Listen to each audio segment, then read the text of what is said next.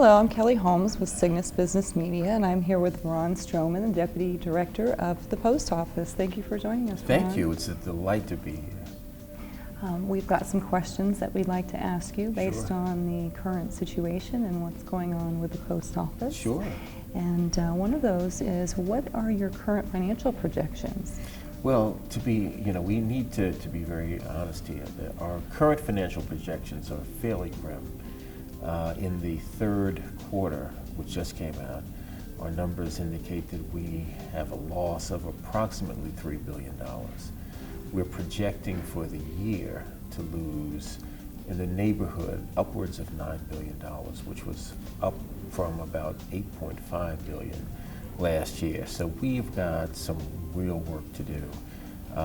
The decline in first-class mail has been just relentless over the last 3 or 4 years, and what we see is that decline will continue. So we're going to have to make some real changes in our business model. Okay. Are you able to speak about some of those changes? Well, I think there are really two portions to it. We have a huge organization and tremendous excess capacity in view of the decline of first-class mail. So what we're doing is really consolidating our retail and our delivery networks tremendously. We've announced that we're going to be reviewing about 3,700 post offices around the country for possible discontinuance. After we finish that review, we will probably pick up another 4,000 that we will review. In addition to that, we're consolidating our delivery network. So right now, what happens is that we have in the neighborhood of about 400 or 500 large mailing facilities that we operate on a daily basis. We're going to pare that down to under 200. So this is a huge consolidation of our network. It will save us a tremendous amount of money.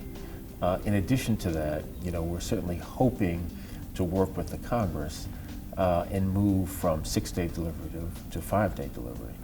All of these things we think will save us in the neighborhood of about $12 billion over the next 3 or 4 years. So we're making huge changes, I think, sweeping changes in the Postal Service. Okay, very interesting and a big challenge for you indeed. So in this era of cost cutting, Yes. What are you doing to add value to the Postal Service for your customers? No, it's a great question. As we pare down, for example, our retail network, what we have seen in the industry is that our customers want access to postal products on a 7-day-a-week, 24-hour basis. So we are making our products available online. So now you can go online, you can get stamps online, you can get some of our postal products online. We will deliver those products to your door. In addition to that, we have what we call a village post office concept. Mm-hmm. In that respect, we are pairing with other major businesses. For example, Office Depot. We have a tremendous relationship with Office Depot. So now you can go into Office Depot and you can buy, postal products. We'll have pairings with other businesses. We're in the process of negotiating. We really want to go where our customers are and our clients are.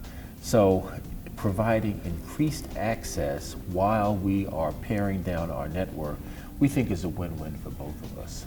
Interesting, okay.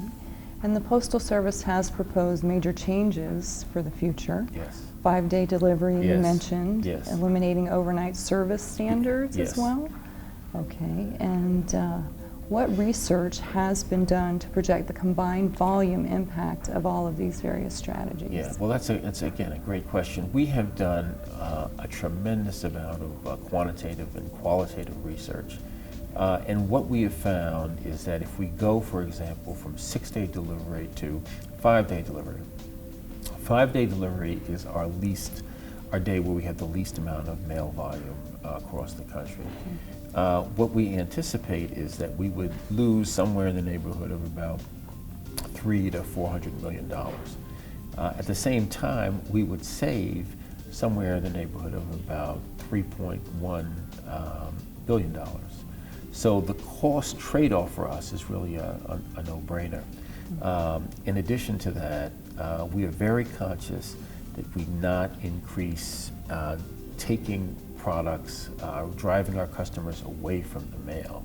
So what they have told us is if we reduce our retail footprint, but we increase access, what we have gotten back in terms of research is that that's a win for both sides, and that most people will not, move away from us from the mail. Now there are some of our customers who really want us to deliver 6 days a week, and we understand that. But overall, I think our research indicates that we can make these changes pretty successfully. Excellent. And what are Congress and the Obama administration doing to work with the Postal Service in creating new and sustainable business for the future? Well, it's again a terrific question. We had a hearing just this past week, and at the hearing, the director of the Office of Personnel Management, John Berry, testified. One of the things he said was that the administration will be submitting a package to what is to the new super committee, or the Deficit Reduction Committee in the Congress, and it will contain their plan to help with the Postal Service's finances. So we are in the process of having intense discussion now with the administration about what the content of that plan would be. In fact, we've got meetings set up all next week to have ongoing discussions. We've also been in pretty close discussions with them over the last month. We've been talking about some of our new proposals to help trim costs, for example, one of which is to take over our own health care. I think if we take over our own healthcare system, we think that we can resolve a number of our financial problems. Healthcare is just really growing exponentially, not only for the Postal Service, our costs, but across businesses across the country. We think we can lower our administrative overhead by somewhere in the neighborhood of 8 to 10%. In addition to that, we are the second biggest payer into Medicare, and yet our retirees don't use Medicare. They use the existing federal government retirement and healthcare system. So even though we're paying into Medicare, we're not really reaping any benefits like any other company would. We really need to operate like a business. And in that sense, what we see is having our retirees use Medicare like other businesses, and then having a postal healthcare system as a backstop. Those are, a number of the, we think, major provisions that we're trying to work with the administration on to say, look, we can really reduce our costs going forward if we can take over some of those systems like any other business. If Congress will allow us to operate more like a business, we think we've got a very successful business model going into the future. Well, that's good news for this industry, that's for sure. So being in the printing industry, we've got a significant investment in watching what's happening with the post office, because of course that's a mainstay of what we do is print Yes. and direct mail. So Right. do you have any specific advice for printers? Well, I think it's a good question. It's a very good question. I think the most important thing I can say is that we need to work very closely together with the print industry. We got a decision, and I'll tell you one of the reasons why this is important. The Postal Service, for example, has got to take some options in terms of raising prices, for example, or not raising prices. One of the things that we have seen in ongoing discussions, and some with the print industry, is that the industry itself is functioning on very close margins, very close profit margins. And the question is, if you raise prices, what's the impact of that? And so we have been very attuned to the concerns of the print industry that we not raise prices too high, because then you just drive people out of the business and you hurt the business model itself, and it works products out. So that's an example. I think we've heard, the print industry, we've talked to their executives. They have told us about these tight margins. And so, you know, we just need to work together. I mean, one of the things that that's important is that as an industry, we kind of march down, you know, the path together here. You know, that we not be divided.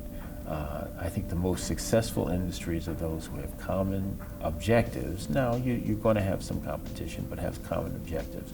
So the more closely we can work together on a range of things, the better it is. So that's one of the reasons why I'm just so pleased to be here today.